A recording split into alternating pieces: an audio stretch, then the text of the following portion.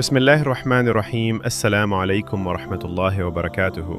उम्मीद है आप सब खैरियत से होंगे। अल्लाह ताला हमें सीरत रसूल सल्लल्लाहु अलैहि वसल्लम को समझने और उस पर अमल करने की तौफीक अता फरमाए, आमीन। आज हम द ग्रेटेस्ट लाइफ एवर के फ़ेज़ 2 के बाब पंजुम में दाखिल हो रहे हैं। ये वो मरहला है जहाँ इस्लाम की दावत एक नए अंदाज में जारी रहती है।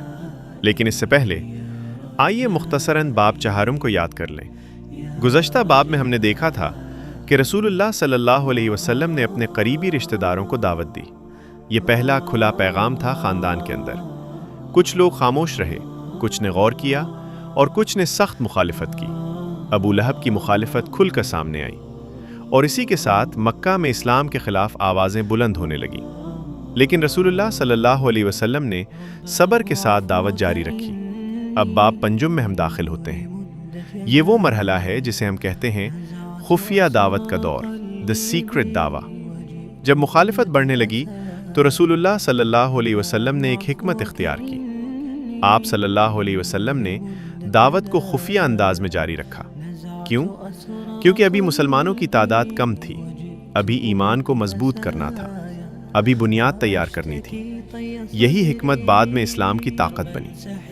रसूलुल्लाह सल्लल्लाहु अलैहि वसल्लम ने एक जगह मुंतखब की, दार अरकम। ये वो घर था जहाँ इब्तदाई मुसलमान जमा होते थे।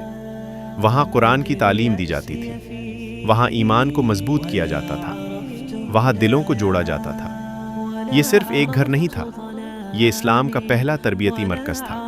सोचिए, एक छोटा सा कमरा, चंद लोग और रसूलुल्लाह सल्लल्लाहु अलैहि वसल्लम उन्हें कुरान सिखा रहे हैं। लेकिन हकीकत में यही वो जगह थी जहाँ से एक इनकलाब पैदा हो रहा था। दार अरकम में क्या होता था? वहाँ सिर्फ इल्म नहीं दिया जाता था, वहाँ ईमान दिया जाता था। रसूलुल्लाह सल्लल्लाहु अलैहि वसल्लम सहाबा के दिलों को मजबूत करते थे, उन्हें सब्र सिखाते थे, उन्हें अल्लाह पर भरोसा करना सिखाते थे।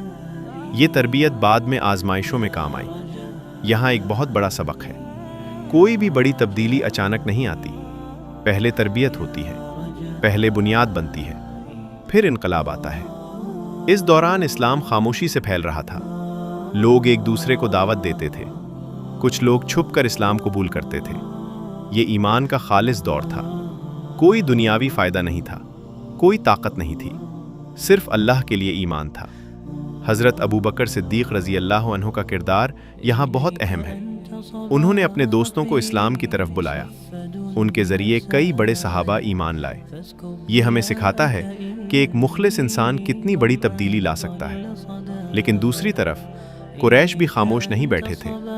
वो देख रहे थे कि इस्लाम आहिस्ता आहिस्ता फैल रहा है। वो परेशान होने लगे। उन्होंने मुसलमानों पर नज़र रखनी शुरू की।